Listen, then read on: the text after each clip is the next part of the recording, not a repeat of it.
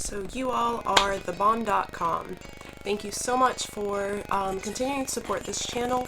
I know it has been a minute since I have made a video. So about a year ago, I went back to school full-time. I'm working on a graduate teaching certificate in teaching English as a second language. So that has been very interesting. But now I am on a break and I am so happy to be back here, hopefully making some great content in the next few weeks. So I just decided to make this short video just to let you all know some things that I have been pondering, some books that I've been reading, and what kind of content you might expect to see in the next few weeks and months. So I have been studying a lot about critical pedagogy recently, as I am studying to teach English to speakers of other languages. I've been learning a lot about culturally relevant teaching. And one name that keeps coming up over and over again is that of Paulo Freire. So I decided I'd pick up his most popular book, which is called, I don't know if you can see, Pedagogy of the Oppressed.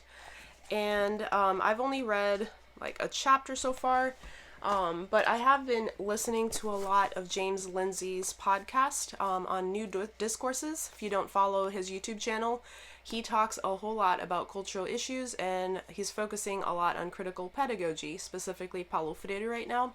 So for those of you who aren't very familiar with Paulo Freire, I'm just going to go ahead and read this short section. It's actually from one of my texts I used last year, and this section is titled Critical Pedagogy. So Paulo Freire, a Brazilian educator, developed critical pedagogy in the 1960s while seeking ways to offer an education to impoverished and illiterate adult students in his country that would help them improve their situation and thus transform their lives and the society in which they lived. Many educators in the field of language education have recognized the importance of critical pedagogy in helping ELLs understand and confront unequal power relations as they attain English proficiency and learn academic content. Thus, critical pedagogy is often a key component of social-cultural approaches to teaching and learning. So Freire, in 1993, decried that what he referred to as a banking concept of education, according to which teachers simply make deposits of essential knowledge and skills into the heads of students. The assumption is that the teacher knows everything and the students know nothing. Freire called for transformative education that would liberate impoverished students from their oppressed state. To accomplish this, Freire developed a process that encourages students to confront the social issues that contribute to their oppression in the dominant society. Critical pedagogy involves problem posing, reflective thinking, knowledge gathering, and collaborative decision making, and it helps students and teachers find and express their voice in oral and written form. So critical pedagogy requires teachers to take some risks by exploring new knowledge and opening themselves to new ways of perceiving the world, including thinking about ways to transform power relations that exist within and outside of schools. Freire's concepts are central to Level 3, Transformative, and 4, Social Action, of James Banks' Levels of Multicultural Education.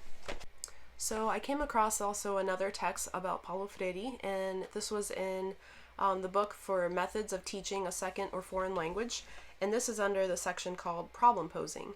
So it says here, problem posing is based on the works of Paulo Freire. Freire was working with illiterate peasants in Brazil, and he wanted to find ways to empower them through literacy. There are 3 phases in problem posing: listening, dialogue, and action. First, the teacher listens to students to discover problems they have that they wish to solve.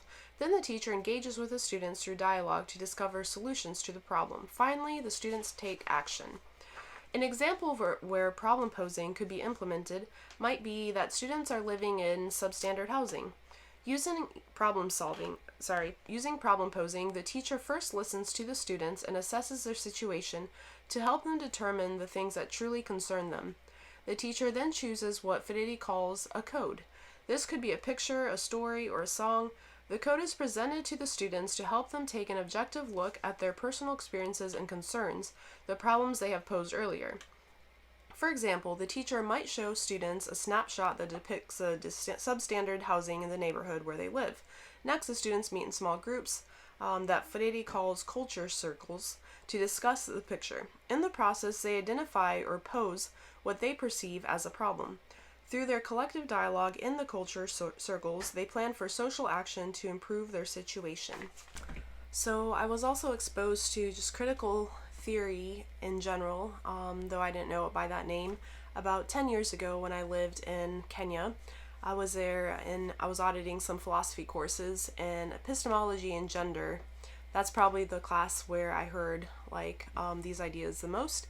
And I began a blog many years ago trying to wrestle through these ideas, and then I kind of just gave up on it. And now, especially with critical race theory being such a hot topic in the area where I live, at least, I've been thinking more about it. And then critical pedagogy, where maybe critical race theory can be defined as race Marxism.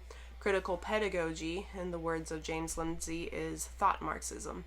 And so I hope to dig into this in some next videos. Hopefully we'll have an awesome contributor, someone from Brazil, Dr. TESOL speaking on this topic. I hope to have some other return visitors too, hopefully Simon Brace talking about social justice theory. So yeah, I look forward to it, and if you are interested in following along and you're not subscribed yet, please hit that subscribe button and that notification bell so you can know when these topics come up. Alright, thank you guys so much for watching, and I look forward to seeing you all soon. Peace.